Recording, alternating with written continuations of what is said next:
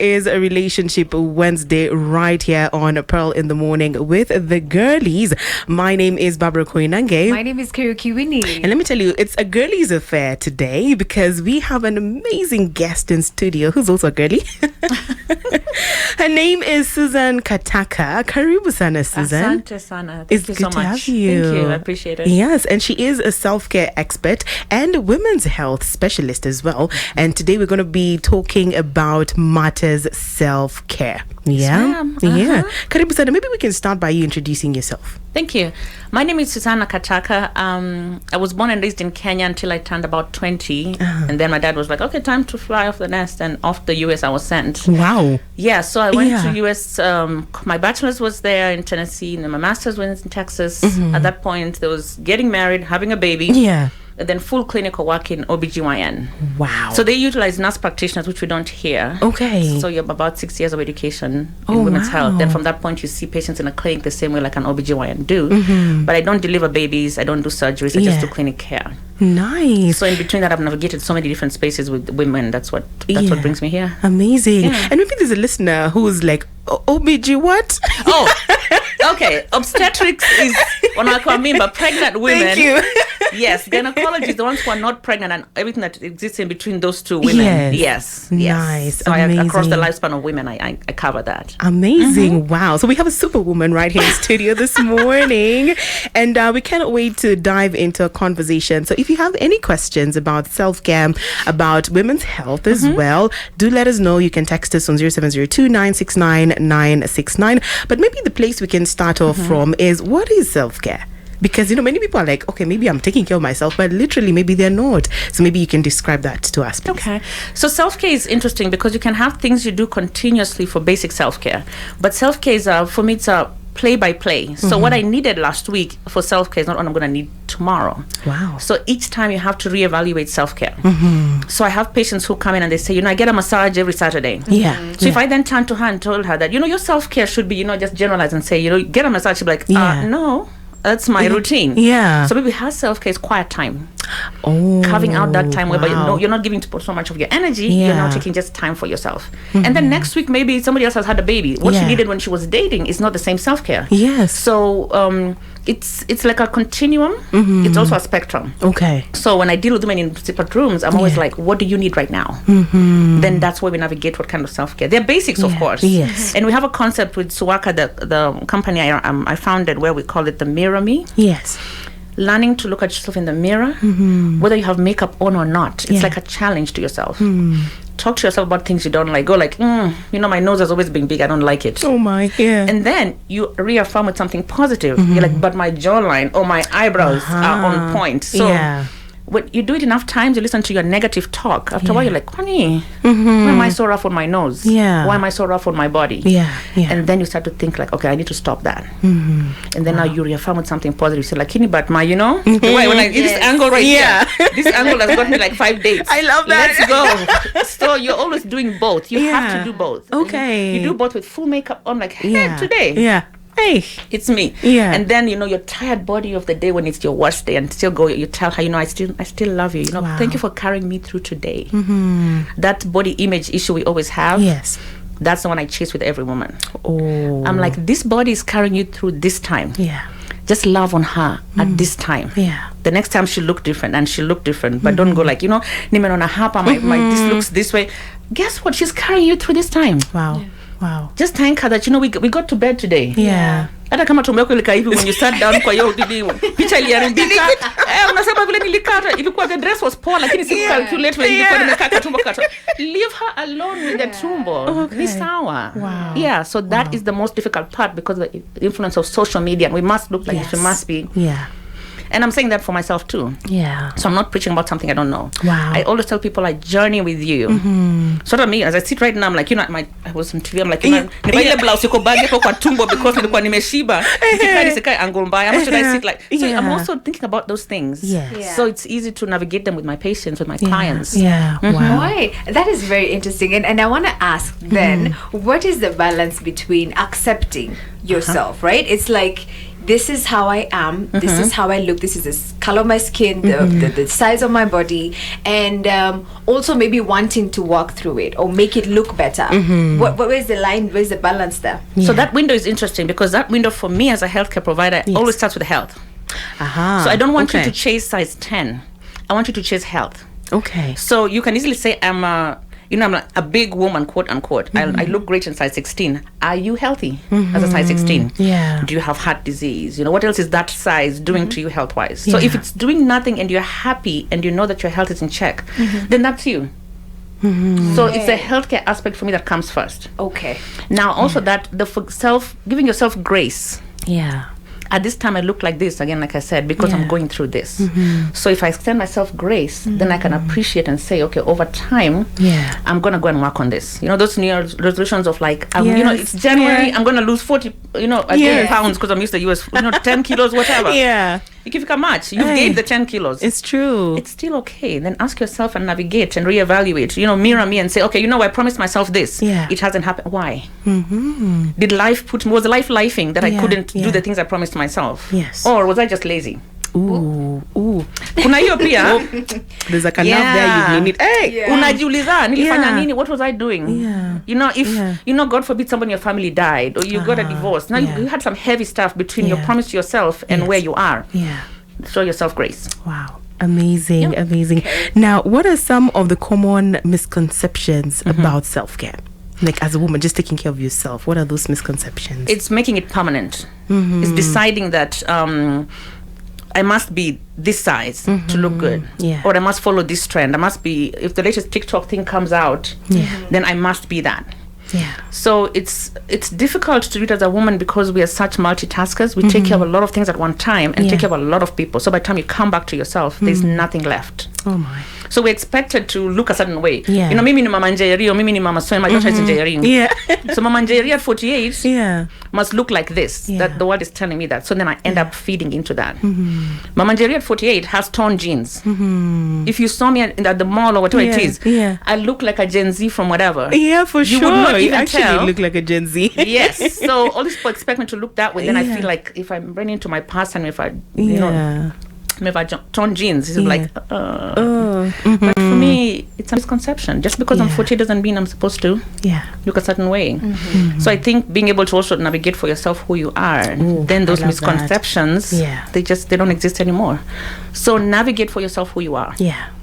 Amazing. I really love that because a lot of women need to hear this. So many women need to hear this. And maybe we can just shift gears and talk about physical health as well. And how does, our physical health contribute to our overall self-care? Okay. So when it comes to physical health, it comes to you being able to know what your body's doing, listening to it. And that's where the issue of women being multitaskers and nurturers of everybody else except themselves. So you'll wake up and something will be hurting, but it's not hurting that bad, What about on the shule, my husband or my boyfriend? I've still got so many things to do until you forget those little bits of cues your body is telling you. Yes. If your body is indicating pain, there's something wrong. That's not something to tuck in and say, I'll take care of it later. Because later it's so much bigger. So I'm a big proponent of preventative medicine, not curative. Ooh, I'd like to see you when you first feel the itch. Yeah. Not when you come in and everything's fallen off. So listening to your body is a very big component of self-care. Listen to her, listen to the triggers, and then navigate them and deal with them right away. That's not always possible. I mean, I'm making it seem so romantic, Nimomwalana kwa daktari right now. It's not always possible, I get it. But at least you can listen to her. I have my patients writing logs for different things, like, your menstrual log. If that's an issue, then write that down. Come to me and tell me, this has been my issue for this long. Now I know you're listening to her. Yes. Take mirrors and look at different parts of your body and go like, oh, that thing wasn't there like 2 months ago. Now what is it doing there? Yes. So those things are where you're not even doing self-discovery on your body. Those things, I teach that a lot. Wow. And because of women's health, my focus will be on the feminine system. That know her and know her well. Okay. Like know her enough by the time you're giving her out. You know her. Don't just like give her out. Like, what are you doing? So know her well before you give her out. Yeah. Awesome. Right. And just talking about that, you have some beautiful earrings. Oh, thank you. And it's the shape of the elephant. Yes. Now tell us a little bit about the elephant in the room. Okay. Yeah. So the elephant in the room is a theme that came to me when I've been working with Belshi Global Solutions, and Belinda was interviewing me for branding for my company. And we have Belinda in studio here. Belinda's in studio, smiling at the corner. Yes, and so my company is called Suwaka, which is the first two letters of my name, Susana Wayeta Kataka. Nice. And then my theme was the elephant in the room. Yeah. So I like to talk about those things that people don't want to talk about. So it's always so uncomfortable. The idea behind the elephant in the room is bringing up that subject, not necessarily to solve it. It's almost like world peace. You can't necessarily solve it at one time, but you have created awareness. Yeah. People are going to have to talk about when there's an elephant in the room. It's going to be so disruptive. Yeah. It's going to be uncomfortable. Munafunyo kwa wall. If you just do the animation of it, why don't we address this thing? Yeah. Even if we get uncomfortable, we have touched at it. That's how I've navigated all the patients that I've ever done. I can walk in a room and somebody says they're here for a well woman exam. Yeah. And I have this discerning spirit that God has given me, whereby I walk in, I'm like, you're not well. Oh. There goes my laptop, candle. Yeah. And I give her attention. I'm like, so now tell me what else is going on, because there's something going on. We wouldn't even do that well woman. Yeah. And that's when the truth comes out. Oh, and I chase that truth down a rabbit hole until my nurses are knocking on the door. Wengine wanangoja, lakini nasema right now she needs something that's going on that maybe I can listen to that thing and navigate her in the right space. I'm not solving everything, but I can say your issue today is like mental health. So let's organize for you to get this. Wow. So that was her elephant in the room that day. Not the pap smear or well woman she came for. Hiyo tunaweza kufanya anytime. Yeah. Ingine ni ya saa hii. So that's what the elephant in the room is. Wow. That's I love beautiful. that. Amazing. Yeah. And you touched on mental health. Yes. And I mean, we're going to be talking about the 16 days of activism against gender-based violence, which, is really very important. But talking about mental health, what from your work have you observed to be the problem? Are really women, what are women struggling with mentally? Is it depression? Is it anxiety? Are they talking about this, and how are they handling this? Okay. When it comes to mental health, you have to group things and then also assign them on a what we call PRN as needed. Yeah. So I can group teenagers in one spot and say their mental health issues are going to be this ones. Yeah. That's not going to work for the menopausal woman. Even though you feel crazy at that time, the hormones are doing, but then the teenagers need something different than anybody else. So I just group them. And then when I group them, I say, okay, generally teenagers will need this kind of help. Yeah. And then after of grouping, then I individuate. I say, okay, now this particular one needs this.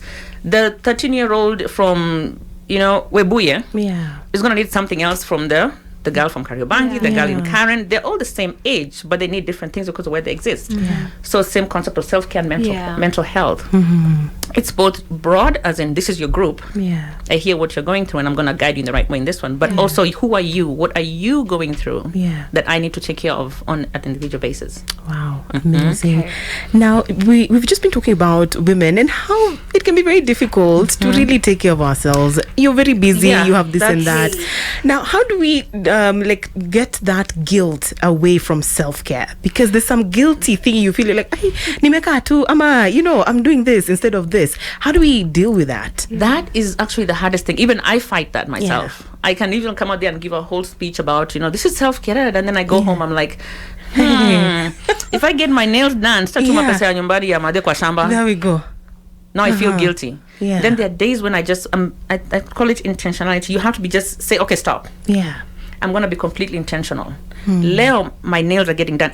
I'm saying that, but it's very hard to do. So you have to be intentional and say, itafanyika. Because if I'm not okay, nothing else I touch is okay. It's true.